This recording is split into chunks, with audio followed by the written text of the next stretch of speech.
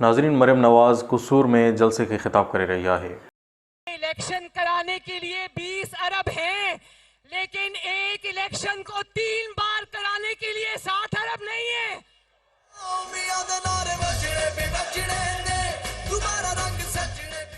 पहले पंजाब का इलेक्शन होगा, फिर खैबर पख्तूनख्वा का इलेक्शन होगा, फिर कौमी असेंबली का इलेक्शन होगा।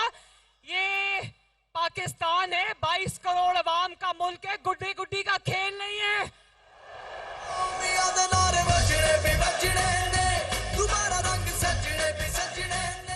और आपको क्या लगता है कि जब शहबाज शरीफ वजीर आजम होगा,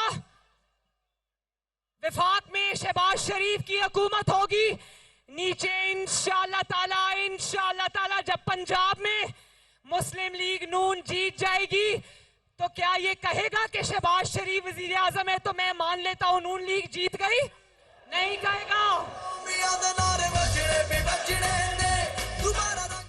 फिर ये जब अगर कोई असेंबली जीत भी गया, चलो मान लो कि खैबर पख्तूनख्वा की असेंबली जीत जाएगा, तो क्या गारंटी है कि खैबर पख्तूनख्वा को जीत के ये असेंबली कल फिर नहीं तोड़ देगा?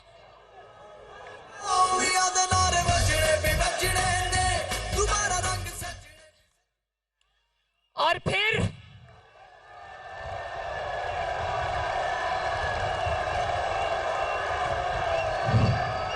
खुडियां वालों,